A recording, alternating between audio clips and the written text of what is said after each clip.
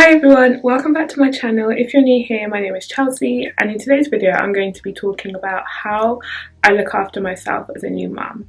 So being a new mum is very challenging. If you're about to be a new mum, congratulations. If you already are a new mum or a mum in general, shout out to you. You're doing a great job. But yeah, since my daughter is just over 5 months old, and it's really been a challenge just navigating this whole journey, so I thought I'd make a video to talk about how I am trying to look after myself as a new mum slash mum in general. I'm a new mum, but I mean, you know what I mean.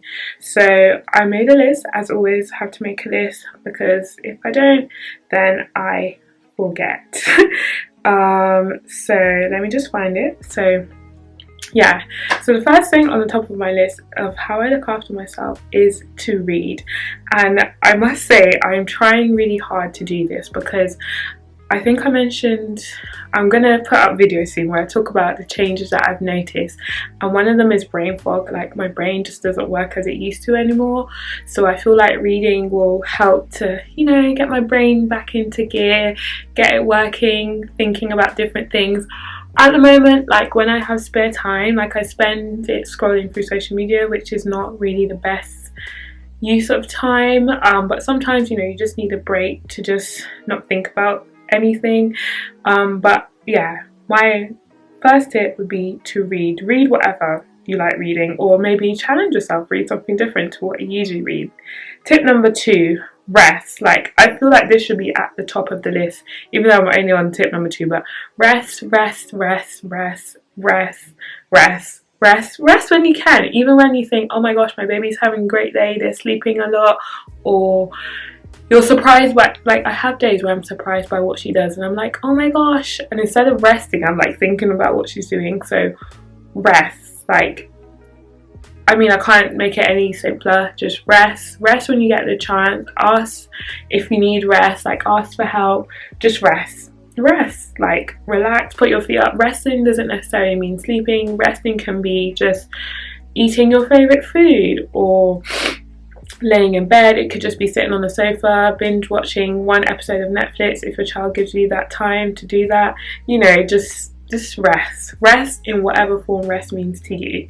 Next tip is, this is something that I find helps me to rest and switch off and relax, so it's kind of part of the rest category but not, and it is podcasts. So usually when I go out for a walk with my daughter, I put my AirPods in and I listen to a podcast. If she's asleep. If she's not asleep, then I don't do that, because like I'm talking to her or trying to like get her attention or trying to stop her from crying or whatever.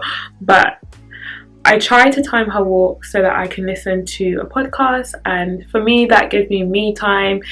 I normally listen to the Receipts podcast, so it's not educational in any sense, but it just gives me time to laugh and take myself outside of the world of being a mum or a wife, or thinking about what I need to do when I get back from the walk. So for me, podcasts are a really good way, and obviously there's tons of podcasts. You can listen to an educational one, you can listen to one that's just funny, or whatever you want to do, but that for me is something that I really look forward to, and also it gives me the opportunity to just switch off. So I'd recommend listening to a great podcast. It doesn't have to be when you go for a walk, it could be at the end of the day, it could be whatever suits you best. Next tip is spa. So I've actually been to the spa, I think once. I think when my daughter was a few weeks old, I actually went to the spa to get a massage. And you don't have to go to the spa, but this is all, obviously this is a video of how to look after yourself as a new mum. And I feel like sometimes we always not sometimes, all the time we prioritise everyone else's needs and not our own.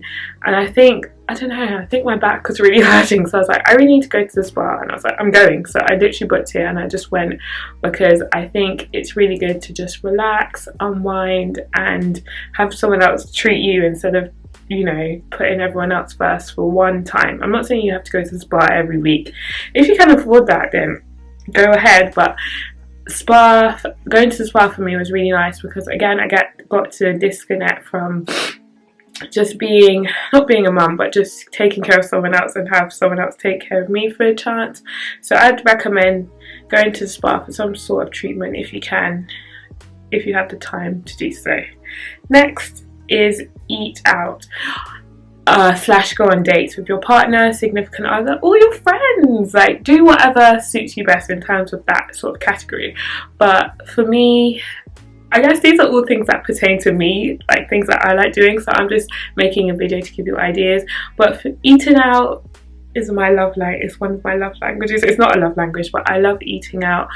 I love going on dates, which are few and far between since we've been married, but I just love doing that so much because it's just fun. You get to talk, I love food, you get to order food.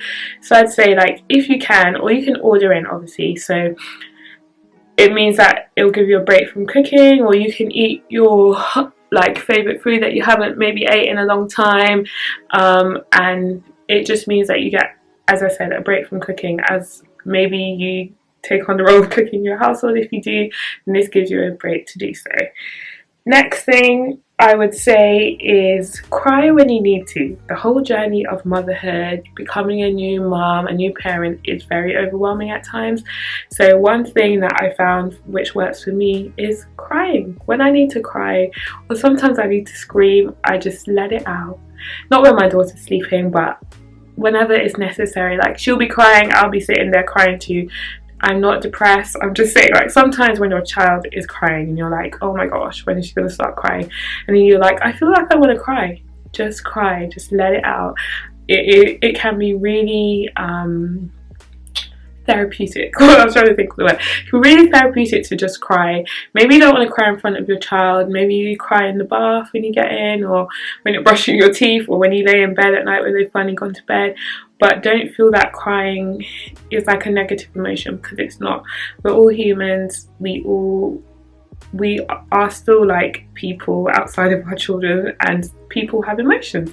So if you need to cry, cry. Next one that I put down is journal, which is something I aim to do, but I don't do it enough. But I would say journaling is also helpful, especially like when you've had a busy day and I feel like sometimes being a mum can be overwhelming because you have so many thoughts and you're thinking, I need to do this, I need to do that. But for me, not since I've become a mum. Actually, I've done it once or twice, but before, like, say I was having a hard day, I just write down. My camera cut off because I ran out of stories, so I was like halfway through. So if it's a bit like you notice there's a cut, that's because the camera cut out. But I think I was talking about journaling, and this is something that I've tried to do.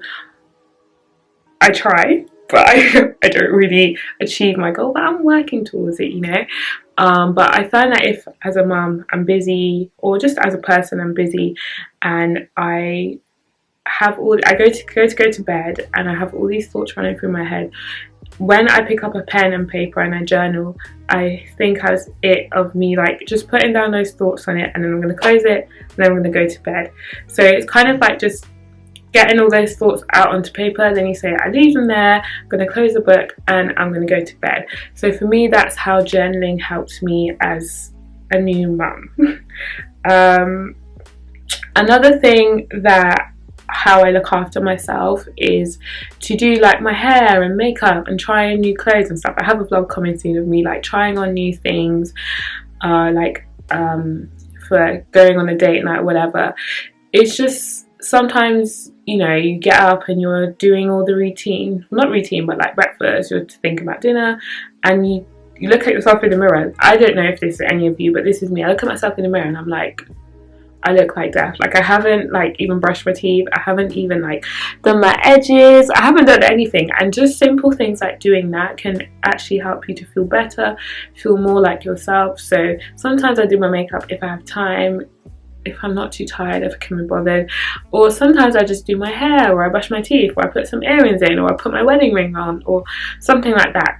It just helps to, you know, boost my mood a bit. So I'd recommend that as something that you can do to look after yourself. Even though it's super simple, it can really like boost your self-confidence and make you feel better about yourself. Or maybe put on a nice outfit. Like, I mean, I was only wearing this because I was recording a video before this, but yeah, sometimes dress up, put on it doesn't have to be over the top, because obviously children just mess up your clothes, they just vomit all over them and stuff.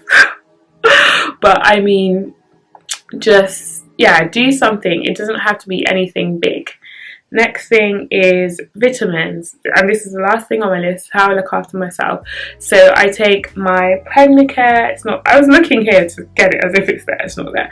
So I take pregnant care breastfeeding. This helps to maintain and replace the vitamins that I need, but also replace the vitamins, the things that my daughter is drawing out from me with her breastfeeding.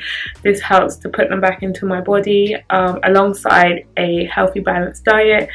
And I also take vitamin D, because when you're breastfeeding you have to take vitamin D, but also it's winter now in the UK, in winter, autumn, whatever, so you don't get as much sunlight, so this helps for me personally to boost my mood and keep me on a level as we go through the darker months.